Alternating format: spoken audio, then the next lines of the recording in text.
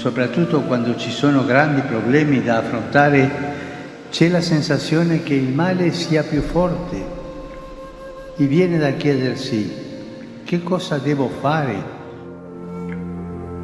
12 വർഷത്തെ തിരുസഭാ ഭരണത്തിന് ശേഷം ഈ ലോകത്തോട് ഫ്രാൻസിസ് മാർപ്പാപ്പ വിടവാങ്ങിയിരിക്കുന്ന ഈ സന്ദർഭത്തിൽ എൻ്റെ ഓർമ്മയിലുള്ള ഏതാനും ചില കാര്യങ്ങൾ പ്രേക്ഷകരുമായിട്ട് പങ്കുവയ്ക്കാൻ ഞാൻ ആഗ്രഹിക്കുക.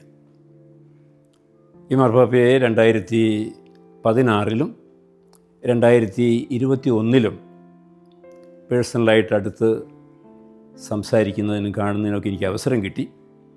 ഞാൻ അതേപ്പറ്റിയല്ല പറയാൻ ആഗ്രഹിക്കുന്ന, മറിച്ച് ഈ കഴിഞ്ഞ 12 വർഷക്കാലം അദ്ദേഹം പറഞ്ഞിട്ടുള്ള പ്രസംഗങ്ങൾ, നടത്തിയിട്ടുള്ള സന്ദർശനങ്ങൾ, എഴുതിയിട്ടുള്ള പ്രബോധന രേഖകൾ, ഇതിൻ്റെ എല്ലാം വെളിച്ചത്തിൽ, അദ്ദേഹത്തിന് മനുഷ്യരുണ്ടായിട്ടുള്ള സമ്പർക്കം, ഇതിൻ്റെ എല്ലാം വെളിച്ചത്തിൽ എൻ്റെ മനസ്സിലുള്ള ചില കാര്യങ്ങളാണ് ഞാൻ പങ്കുവയ്ക്കുന്നത്.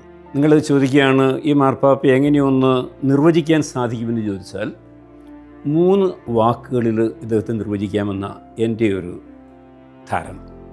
ആ 3 വാക്കുകൾ കൊളേജിയാലിറ്റി, സിനഡാലിറ്റി, സബ്സിഡിയാരിറ്റി. കൊളേജിയാലിറ്റി എന്ന് പറഞ്ഞാൽ നമ്മൾ ഒരുമിച്ചിരുന്ന് ആലോചിച്ച് പരസ്പരം ബന്ധപ്പെട്ട് വേണം കാര്യങ്ങൾ തീരുമാനിക്കുക. അതിന് ഉദാഹരണമായിട്ട് പറഞ്ഞാൽ, റോമിലെ ഡിക്കസ്ട്രികളോട്, അവിടുത്തെ കാര്യാലയങ്ങളോട്, അവരുടെ അധിപന്മാരോട് മാർപ്പാപ്പ ഒരിക്കൽ പറഞ്ഞൊരു കാര്യമുണ്ട്.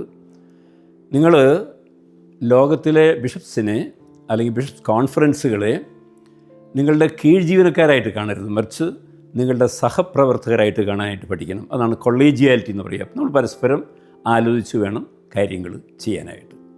രണ്ടാമത്തേത് നമുക്ക് എല്ലാവർക്കും പരിചയമുള്ളൊരു വാക്കാണ് സിനഡാലിറ്റി. സിനഡാൻ അറിയാൻ കഴിഞ്ഞ 1-2 വർഷമായിട്ട് സഭയിലേറെ ചർച്ചകൾക്ക് വിധേയമായിട്ടുള്ളൊരു കാര്യമാണ് സിനഡാലിറ്റി. ഇതും ആ കൊളേജിയാലിറ്റി പോലെ തന്നെ പരസ്പരം ആലോചിച്ച് കൺസൾട്ട് ചെയ്ത് തീരുമാനങ്ങളിലെത്താനായിട്ട് സാധിക്കണം. തീരുമാനങ്ങൾ എടുക്കുന്നതിന് ഒരു ഡിസിഷൻ മേക്കിംഗ് പ്രോസസ്സുണ്ട്, ഡിസിഷൻ ടേക്കിംഗ് പ്രോസസ്സുണ്ട്. ആ മേക്കിംഗ് പ്രോസസ്സിൽ എല്ലാവരുമായിട്ടൊക്കെ ആലോചിച്ചൊരു ധാരണയിൽ വന്നിട്ട് വേണം ഫൈനൽ അന്തിമ തീരുമാനം എടുക്കാനും. ആ രണ്ടാമത്തെ സിനഡാലിറ്റി എന്ന് പറയുക. മൂന്നാമത്തെ എന്ന് പറയുന്നത് സബ്സിഡിയാരിറ്റി. ഞാനാണ് അധികാരി, എനിക്ക് എല്ലാം അറിയാം, എനിക്ക് സ്വന്തമായിട്ട് തീരുമാനമെടുക്കാനുള്ള കഴിവുണ്ട്, അതുകൊണ്ട് മറ്റുള്ളവരുടെ ഉപദേശം എനിക്ക് ആവശ്യമില്ല എന്ന് ചിന്തിക്കാതെ ഉത്തരവാദിത്തങ്ങൾ പങ്കുവെച്ച് നിർവഹിക്കാനായിട്ട് പഠിക്കുക. മറ്റുള്ളവർക്ക് പങ്കുവെച്ച് കൊടുക്കുക.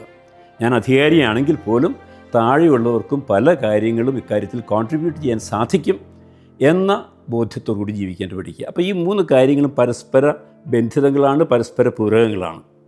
കൊളേജിയാലിറ്റി, സിനഡാലിറ്റി, സബ്സിഡിയാരിറ്റി. അങ്ങനെ വേണം സഭയിൽ ഭരണം നടത്താൻ എന്ന് വലിയൊരു കാഴ്ചപ്പാട് നമുക്ക് സംഭാവന ചെയ്ത വലിയൊരു മാർപ്പാപ്പയാണ് ഫ്രാൻസിസ് മാർപ്പാപ്പ.